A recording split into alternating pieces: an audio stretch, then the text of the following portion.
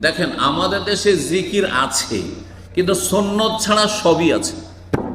বিনা বাড়াবাড়িতে বলছি, বেদাতে জিকির আছে, বেদাতে জিকির আছে, শিরকি জিকির আছে।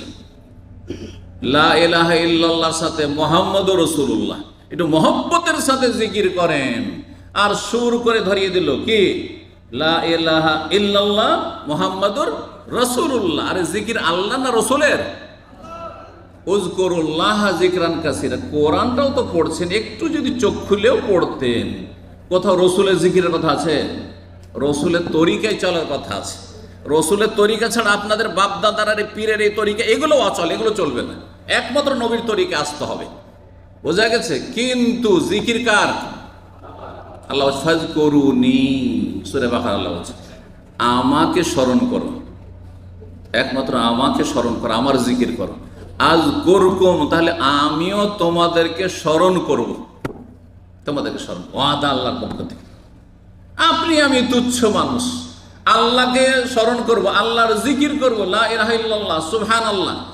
আল্লাহ তার আরশে আজিমে অসংখ্য ফেরেশতার সামনে আমার আপনার কথা, একজন ক্লিনার যে জিকির করছে, একজন গরিব পথের ফকির যে জিকির করছে, স্মরণ করছে সুন্নতি তরিকায়, তার কথা আলোচনা করছেন, তাকে স্মরণ করছেন, তার কথা উল্লেখ করছেন ফেরেশতার সম্মুখে। সুবহানাল্লাহ। চিন্তা করুন, জিকির তাহলে কত ফজিলতের জিনিস। জিকির একমাত্র একটি ইবাদত, যেই ইবাদত যত বেশি করবেন তত করতে বলা হয়েছে। নামাজ যত পড়ো বলা হয়নি, রোজা যত রাখো বলা হয়নি, হ্যাঁ, কিন্তু কি বলা হয়েছে? উযকুরুল্লাহ যিকরান কাসীরা, খুব বেশি বেশি যতবার আল্লাহর জিকির আজকার করো, যতবার আল্লাহর জিকির আজকার করো। জি, এক নম্বর, হ্যাঁ বলছিলাম যে আমাদের দেশে একটি বেদাতি জিকির, আর সেটাও যদি নিয়ত করে যে আমি আল্লাহর সাথে নবীর জিকির করছি, আল্লাহর সাথে নবীর জিকির করছি, তো এইটা সুন্নতি জিকির হলো না শিরকি জিকির হলো? নবীর জিকির করা শিরকি জিকির, নবীর জিকির নয়। নবীকে মানার জন্য, নবীকে সিজদা করার জন্য নয়। ভালো করে শুনে রাখেন, তাওহীদ বুঝেন এবং তাওহীদকে আঁকড়ে ধরেন, শিরক বুঝেন এবং শিরক থেকে মুক্তি লাভ করেন, নাহলে কখনো জান্নাত পাবেন না। তাই লা ইলাহা ইল্লাল্লাহ মুহাম্মাদুর রাসূলুল্লাহ যারা জিকির করছে, করাচ্ছে, তারা শিরকি জিকির করছে। হয়ে গেল। তাহলে আর একটা জিকির আছে আমাদের দেশে, বক্তার জিকির। এটা তো হয়ে গেল জনসাধারণকে ধরিয়ে দিল। আর তারপরে এই যে সুর ধরে জিকির, ঝাঁকে ঝাঁকে জিকির, দলবদ্ধ জিকির, একই আওয়াজে একবারে একসাথে জিকির, এটা বেদাতি জিকির। তাহলে এই যে আমাদের দেশের মাহফিলের জিকির একটু মহব্বতের সাথে, এটা বেদাতি জিকির। আর মুহাম্মদুর রাসূলুল্লাহ যদি জিকির করা হয় তাহলে কি হলো? শিরকি জিকির হলো। ভালো করে শোনা। বক্তার জিকির জানেন, আমাদের দেশের বক্তারা এমন নয় যে আমার মতো, হ্যাঁ পানিটাও নাই, হ্যাঁ আজকে না হয় রোজা, এমনি সময় অনেক সময় পানিও থাকে না। আমাদের দেশে দুধ থাকবে, হ্যাঁ শরবত থাকবে, আর বাতাস করতে আছে, হ্যাঁ মুরিদানরা, ঠিক না? তো ওই সময় একটু মহব্বতের সাথে জিকির না করালে 5 ঘন্টা 4 ঘন্টা 3 ঘন্টা লাখ টাকা নিয়েছে, কিছু তো দেখাইতে হবে, তাই না? একটু রেস্ট করা তো লাগবে, যার ফলে একটু জিকির করেন মহব্বতের সাথে।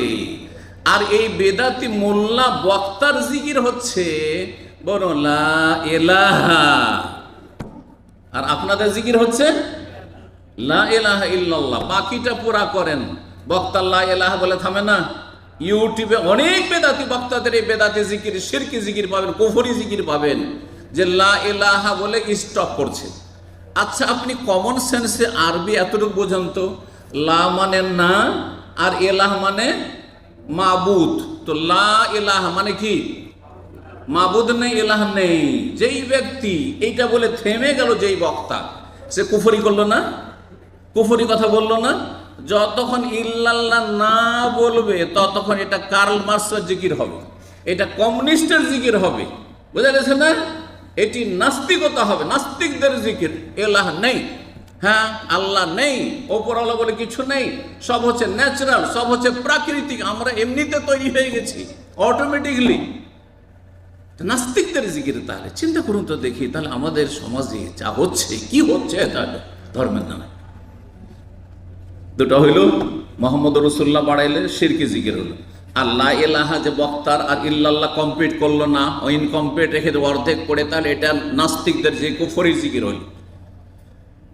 আরো বেদাতি জিকির বলছে সাধারণ পাবলিকের জিকির লা ইলাহা ইল্লাল্লাহ এক শ্রেণীর সুফিরা শিখাচ্ছে, এটা সাধারণ লোকদের জিকির। আর যারা একটু খাস হয়েছে ওদের জিকির হচ্ছে ইল্লাল্লাহ ইল্লাল্লাহ জিকির। কি জিকির? লা ইলাহা অত লম্বা বলতে হবে, কি বলতে হবে? ইল্লাল্লাহ ইল্লাল্লাহ ইল্লাল্লাহ। এটা বেদাতি জিকির, গোমরাহি, এর পরিণাম জাহান্নাম। কুল্লু বেদাতিন দলালা কুল্লু দলালাতিন ফিন্নার। এটা কি? আবার বলছি, নবী সাল্লাল্লাহু আলাইহি ওয়াসাল্লাম সাহাবী একজন এইরকম জীবনে কেউ জিকির করেন। আচ্ছা, জিকিরের হুকুমটা আগে নবীকে হয়েছে না আপনাকে, আপনার মোল্লাদেরকে হয়েছে? কাকে হয়েছে? আগে নবীকে না, তারপরে সাহাবা কেরামদেরকে না? তো নবী সাল্লাল্লাহু আলাইহি ওয়াসাল্লাম সেটা প্র্যাকটিক্যাল করেছেন না করেন, আমল করেছেন না করেননি? ওই আমলটা দেখতে হবে না? যে আল্লাহ যে বললেন উযকুরুল্লাহ, তো আল্লাহর জিকির করো, ফাযকুরুনি, নবী কিভাবে আমল করেছেন আপনার সেই তরিকায় জিকিরে আসতে হবে না? ইবাদত হবে আল্লাহর, জিকির হবে আল্লাহর, তরিকা হবে কার? রাসূলুল্লাহ। তরিকা কার হবে? রাসূলুল্লাহ হবে। জিকিরটা রাসূলুল্লাহ সাল্লাল্লাহু আলাইহি ওয়াসাল্লামের হবে না, তরিকাটা রাসূলের সাল্লাল্লাহু হবে। তাহলে রাসূলুল্লাহ সাল্লাল্লাহু আলাইহি ওয়াসাল্লামের জিকিরের তো একটি হাদিসও কিয়ামত পর্যন্ত দেখাইতে পারবেন না ইল্লাল্লাহ জিকির।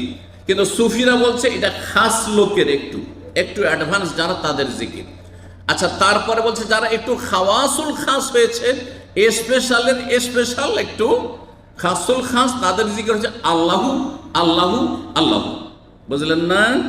এটিও বেদাতি জিকির, শুধু আল্লাহর নামের জিকির, এটিও বেদাতি গুমরাহি জিকির। এটি কোন হাদিস দ্বারা প্রমাণিত না। রাসূলুল্লাহ সাল্লাল্লাহু আলাইহি ওয়াসাল্লাম জীবনে একবারও করেননি, কোন একজন সাহাবী একবারও জীবনে এই জিকির করেননি। ভালো করে এটি জান্নাতের রাস্তা নয়, এটি হচ্ছে জাহান্নামের রাস্তা, বেদাতি জিকির। 3 নম্বর বলছে আর একটি জিকির আছে, সেটা আখাসুল খাওয়াসিল খাওয়াস। যারা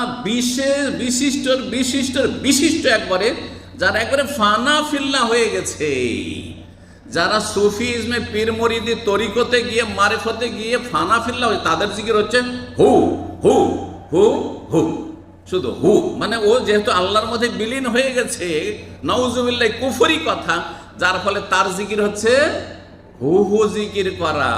বুঝছেন না? যাতে করে মানুষ মনে না হয়, পশু মনে হয়। কেন? হু হু বন জঙ্গলে শ্রীগাল করে, তাই না? করে না? হ্যাঁ, হু হু করে, শ্রীগালে করে। তো সেই চরিত্রের হয়ে যেতে হবে, সেই রকম হয়ে যেতে হবে। আল্লাহ রব এদের অনিষ্ট থেকে রক্ষা করে। কথা বলতে যেহেতু লা ইলাহা ইল্লাল্লাহ জিকিরটি খুব গুরুত্বপূর্ণ জিকির, তিরমিজির হাদিসে রয়েছে, হাদিসটি হাসান, আফজালু যিকরি লা ইলাহা, সবচেয়ে উৎকৃষ্ট জিকির হচ্ছে লা ইলাহা ইল্লাল্লাহ। লা ইলাহা ইল্লাল্লাহ বেশি উত্তম না কোরআন তেলাওয়াতের জিকির বেশি উত্তম? কারণ কোরআন তেলাওয়াতও জিকির। আরেকটি হাদিসে রয়েছে কোরআন তেলাওয়াত হচ্ছে জিকির। আর কোরআনকে বহু আয়াতে আল্লাহ বলেছেন ওয়াইন্নাহু যিকরুল লাকা ওয়া লিকাওমিকা ইন্না নাহনু নাযালনা যিকরা। জিকির বলেছে উপদেশ, জিকির মানে উপদেশ হয়। তো এই ক্ষেত্রে সঠিক কথা হচ্ছে যে 1 নম্বর জিকির হচ্ছে কোরআন তেলাওয়াত। কারণ কোরআন তেলাওয়াত করলে জিকিরও হইল, আর আল্লাহর আসমানি সিলবাস জানাও হইল, আর তারপরে নলেজ হইল, আমল পরিবর্তন হবে। বুঝছেন না? 1 নম্বর জিকির হচ্ছে কোরআন তেলাওয়াত। 2 নম্বরে সবচেয়ে উত্তম জিকির হচ্ছে লা ইলাহা ইল্লাল্লাহ। কিন্তু তাতে মুহাম্মদ রাসূলুল্লাহ বাড়াবেন না, আবার শুধু ইল্লাল্লাহ বলবেন না, আর শুধু লা ইলাহা ইল্লাল্লাহ লা ইলাহা বলবেন না, আর আপনার আল্লাহু বলবেন না, আর হু করবেন না।